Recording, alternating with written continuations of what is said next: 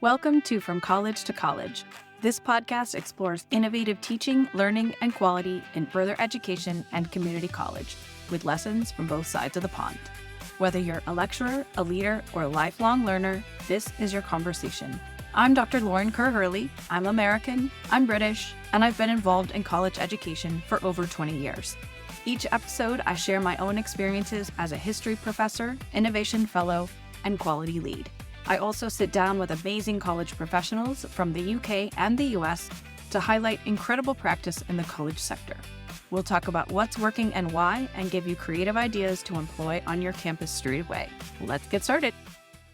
Hi, Martin, and welcome to From College to College. Hi, thank you for having me. So I want to start off by asking you how you ended up in college education. I never really sort of intended to go into academia. I had a wonderful teacher when I was at college who really inspired me, and I thought I want his job when he retires. And I went down a different path, and I ended up my little legs carrying me all the way into academia. And I've worked all over the world, and I was a researcher for a number of years, but my passion was always teaching. So when I came to a particular crossroads in my life, I thought my old teacher had retired, and he'd retired far sooner than I anticipated. I was already involved in a project that I wanted to see to the end. So in the end, I ended up writing, whilst I was working in South Africa, writing to the college I'm at now saying, hey, why don't you start geology? Because it's a wonderful course. And I thought it was a good idea. They interviewed me, I got the job, and I've been here 15 years now. So you sort of created a job for yourself in further education. I did, yes, yes. Well, that's great.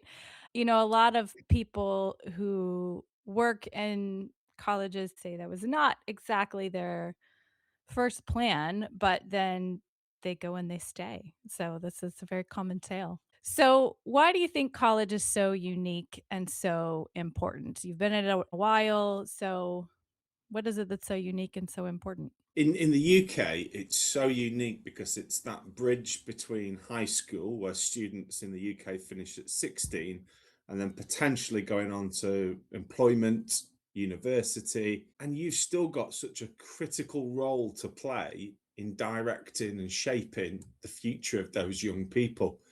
So if they're on the A-level program, they might pick three subjects. So they might do biology, chemistry, and physics, but they don't quite know where they're going to go, what university to go to, what career to explore. So you've still got at FE a real crucial role in shaping those young people and preparing them for their future. You don't quite have that at high school. And I've taught at university, and as wonderful as it was, it's kind of the end game. People have decided I'm going to go and Mhm. major in history, I'm going to go and do teacher ed, I'm going to do motor vehicle. Your chance to shape and influence those young people has kind of gone. So it's at a critical point for me. Yeah, I like that idea because it is transformative and it's a bridge for students who are young, but it's also can be a bridge for people who are coming back to education, who maybe didn't have the chance for the education they wanted the first time around. So it is a critical point. I like that. So, can you tell me a little bit about your role now and what you do at your current college? So currently I'm the deputy principal, and I've been deputy principal for 5 years now. And I'm responsible for, I've got a really wide remit, the quality of our curriculum, primarily vocational, technical, apprenticeship programs, and adult learning. But I also have cross college responsibility. I'm in charge of the quality of teaching and learning. And my biggest passion, really, CPD and teacher development, So, CPD stands for continuing professional development. okay. So, CPD, continuing professional development. Now, everyone who works in a college is interested in learning, right? I And hope so. theoretically, yeah, we hope so. And theoretically, we're interested in learning about teaching, learning, and assessment. But it's a whole other thing to convince staff, like, here's what exactly you need to learn, or you have to do X amount of hours in order to satisfy requirements. So, how do you go about deciding what CPD to offer? How do you offer it that's a little bit different? We've tried a number of different things over the years that's been trial and error, but also past experience. I've been on the receiving end as a teacher of what I will call sheep dip CPD. So on Yeah. college inset Yeah. days, there's hundreds of people in a hall. It doesn't feel particularly personalized. It doesn't feel targeted to me. I appreciate there may be school or college-wide priorities, there may be subject priorities, but what is sometimes lost in all of that is the individual. So what we've worked towards over the years is, yes, we might have broad brush themes that we want to address as a college, but then there's also a model that's responsive and flexible and broad enough to tailor to everyone's individual needs, be it their own development needs or their own interests. And rather than have sort of set days where you must do CPD, we have a team of 10 advanced practitioners. Now, they're just teachers, but they're great teachers, and they've got a small amount of remission to deliver face-to-face CPD sessions. So every Monday and every Wednesday for 35 weeks of the year, we have a rolling cycle of CPD that staff can dip in and dip out of to suit their own needs. I love that idea because, first of all, no one who works in a college has enough time, and timetables are horrible to try to sift out, and the way that you've been able to provide that time is really great, but it sounds like also if something were to come up, then people have on a Wednesday afternoon, they would have another opportunity on a different day. But you said people can kind of pick and choose what is useful to them, but how do you go about deciding the offerings? So the offerings are all evidence-based. I've got a background in research, so I'm a big research nerd, really. Same, Um, same. and when I first started teaching, the sector just wasn't the same. It was full of hogwash. It was full of nonsense, things like brain gym. And I just remember sitting in some awful CPD sessions thinking, this doesn't resonate with me as a practitioner. Surely this is not impactful. So it's a really lucky time to be developing teaching and learning. The sector is awash with a whole range of books, guest speakers, podcasts that are all peddling evidence-informed practice. And it's much easier to get buy-in from staff, A, if it resonates, B, it's from a credible source, and C, my team can turn it into something that seems practically relevant. Because as much as I love research, as you alluded to before, teachers don't have time to wander through reams of academic research. They want to know it's credible, but they want to see how relatable it is. So a few years ago, we started just piling together a database of all the key papers that underpin Ofsted frameworks, key publications, and we created a spreadsheet essentially. Sorry to go boring, I know not spreadsheets are not everyone's fun, but we compiled it all in Can't a live without them. database. We had about 200 publications in here, and then we grouped them together into what were common themes. And then we went to staff and said, look, this is an emerging framework. It's come from all this evidence. Does this make sense to you as the things that really enhance learning?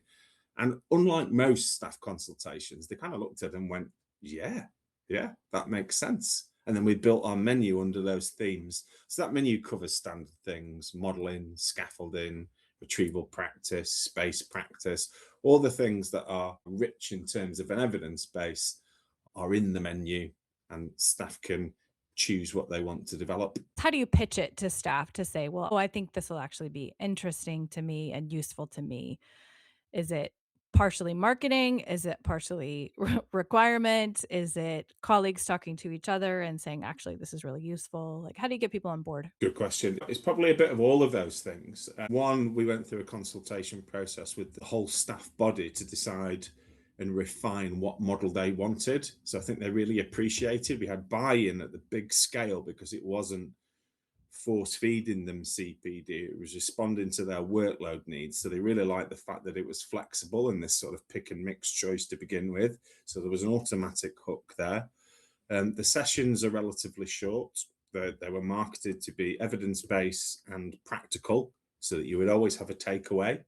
Yes, it might take you some time if it's a complex thing to master it, but there'd always be a takeaway that you could walk into your lesson tomorrow and give it a go. So I think they're the main reasons. There is another side to it as well. We try to have like a golden thread linking through all of our quality systems linked to CPD. So obviously we start the year by target setting and appraisal, and that's a review of the previous year. So whilst I'm saying this is entirely flexible, occasionally in a one-to-one meeting with their manager, there will be a review of their performance, and there might be a coaching conversation to encourage a staff member who needs to develop X and Y because that's been identified through quality systems that their practice might benefit from doing X and Y. So that makes sense, because then theoretically, at least, you have the staff member saying, okay, actually, I see from multiple aspects why this would benefit me. Either it's because it's required or because I'm having this issue in my classroom, or I'd like to see how other people are doing this as well. So, how do you choose the people that are part of this, these advanced practitioners? Do they apply? Do you identify them? They apply every 2 years. We keep it on just a temporary basis because we want to keep it competitive. We want to keep it as an opportunity that every 2 years, every staff member in college can apply for this job. But it is, as you probably would gather, a fairly robust process. And probably the single most criteria that they've got to fulfill is number one, they've got to be a great teacher. And number two, their outcomes have got to be really strong. You've got to have that credibility. You've got to be able to. It's tough. It's great standing in front of kids who are novices and you're the expert in your field, but standing up in front of peers is an entirely different game. So you've got to Be have very credibility. intimidating. Yeah. Yeah, absolutely. So they've got to be able to demonstrate through the results that they've achieved that obviously their teaching and learning leads to a great experience and great outcomes for the students. So that they're pretty confident when they walk in there, as nerve-wracking as it is, that I've got a great body of evidence behind me to say the stuff I'm now peddling works. Yeah, because they've got the experience and they've got the research behind them. Indeed. So we have to have these days where the whole college gets together. And sometimes I really love those days and get a lot out of whatever speaker is there. And some days I sit through and I think this is the opposite of how we tell our instructors how to teach. It's just death by PowerPoint. I could be doing so many other things with my time. So, how do you go about those days? Because you're never going to make everyone happy. No one's going to get up on all college staff development day and just skip to work necessarily. But how do you go about designing those days so that people get the maximum benefit out of them and it's not just a sheep dip, as you will? Sure. Well, we've taken a bit of a hybrid approach to this now. Whilst I think there is great value in investing in external speakers who can often be the face, the voice to provide the stimulus or the launch of a new initiative or just sharing some ideas. But then I think staff only really value it when they can contextualize it. So on our whole staff development days, we tend now just to have maybe one or two guest speakers in the morning following an intro just to set the theme, perhaps be provocative, give them some ideas. And then we follow up now, and this was based on staff feedback on a much more local level. Our advanced practitioners, it's all delivered in classrooms to relatively small groups. So that 200 or so people that might be in the main sports hall will hear the guest lecture or the guest training or the guest presentation, whatever it is, but then we'll splinter off into little groups after that and have smaller, more bespoke training to make it a bit more personal, contextualize what was being said in the main hall, and people feel then it's a bit more relevant, it's a bit more bespoke, and it's not sheep dip. Yeah, and we do something similar at my college, and it seems to work pretty well because, if you have a really great speaker, let's say, and they make you think in a new way, they challenge what you're doing, they encourage you to try something new, but then you go straight into well, don't forget to fill out your self-assessment and, just sort of all the nitty-gritty of things without a place to go and discuss those ideas fall away because you need to Absolutely. be able to have time to digest them and think, how would this apply? Yeah. I suppose there's a couple of other things that we do, and you've just sort of encouraged me to think a little deeper about that. And you kind of touched on it already. We always embed reflection time, whether that is structured reflection as part of group activities or personalized reflection. And sometimes that might then lead to something a little bit more formulaic. So if you've considered a particular strategy, you might then propose that to be an appraisal target. So sometimes that thread following training, personal reflection, then might feed in, for want of a better word, another system. And I suppose another nice thing just for the day is coming together, and we try to keep it low key and informal. We make it feel like a conference. Little fidget toys are out, sweets are there. We treat the staff to tea and coffee, and then they have a posh packed lunch. I love a posh packed lunch. I feel like I turn into a student anytime I go to an event with free food. I'm just like, "You gonna have that packed lunch? I'll take the extras." So my previous college did something sort of similar to what you're talking about with having advanced practitioners. It was called the Faculty Academy, and their approach was just to say, "Only send me the people who absolutely wanna be here." You could use it as part of your CPD requirement, but it was not required by any means. And that was kind of nice because it developed little cohorts of people who could be just about basic strategies to use in your teaching, or I did one on VR goggles and how you could utilize those. So it could be fairly specific and technical, or it could be more basic stuff. But it was nice because the idea was, I'm here because I think this is going to work for me, but Yeah. also I have something to give in this space because you're with other people, you're bouncing off ideas. And there was follow up as well. That's another thing that worked well about it, I think, is that we met several times about the same topic so that we could feed back and say, "Okay, this is really not working. This is Yeah. something I need help with," etcetera. That's another key aspect of the advanced practitioner role. They don't just deliver the CPD, they then follow up with their little group, potentially on a one-to-one basis, by conducting sort of developmental observations. There is still, in certain sectors, a fear of formal observation, and I completely get that. And we need to dispense with those. We're learning institutes, and teachers are hopefully lifelong learners as well. But sometimes Yeah, there's still some yeah, cultural pushback from that, yeah. 100%, 100%. So we also try and sort of market, for want of a better word, the advanced practitioners as critical friends.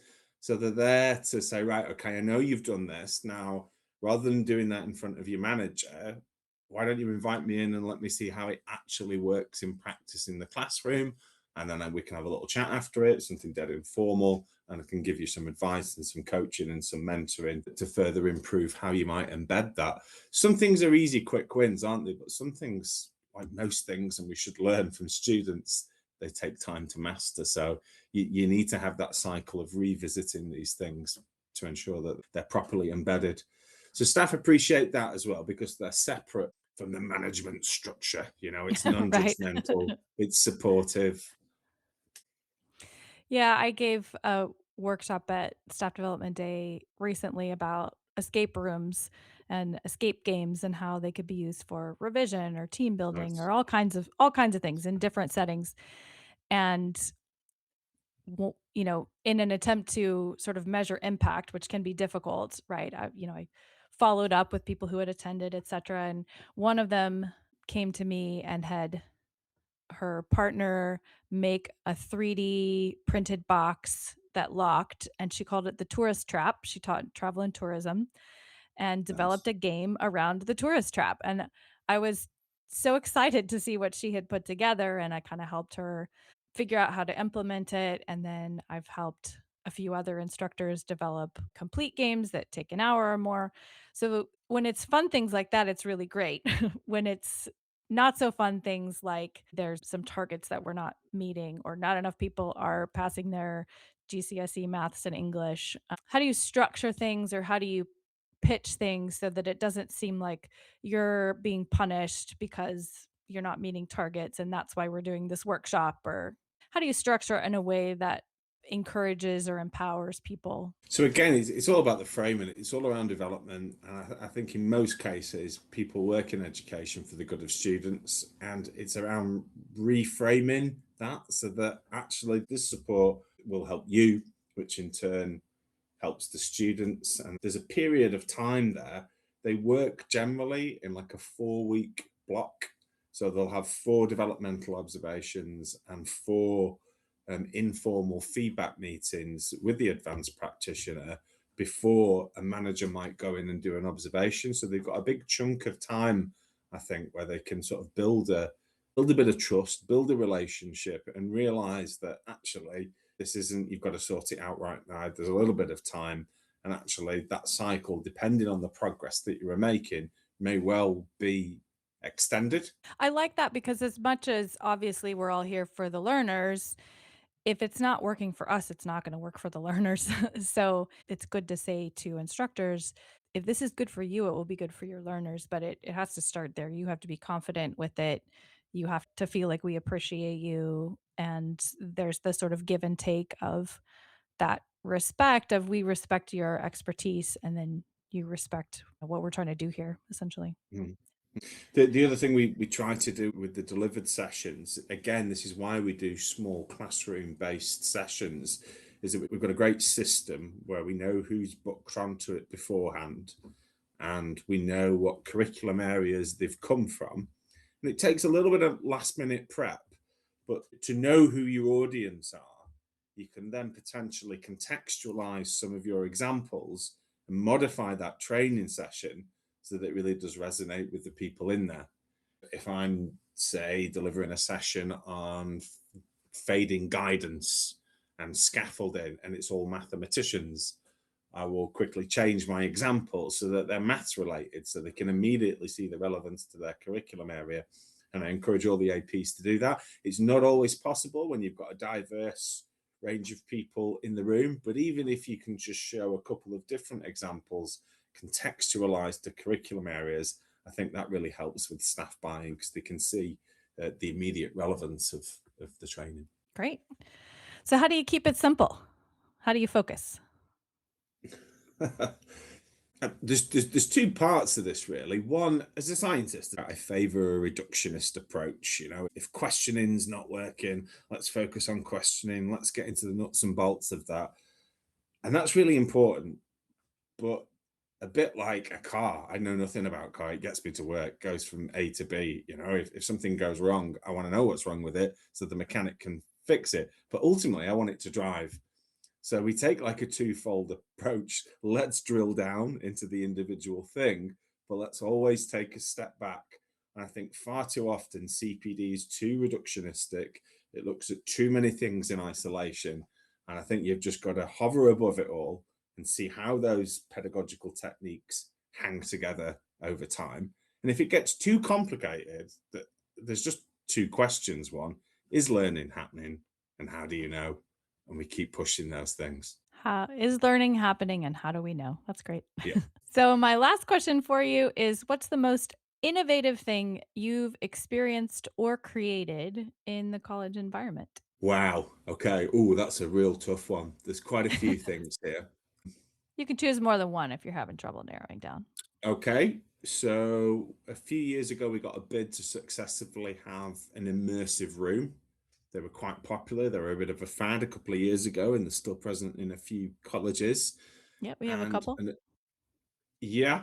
So in the immersive room, one of the staff and visual arts, who is technically very gifted digitally as well, created an interactive experience called Lizard's Lair. So it was a rip-off of Dragon's Den.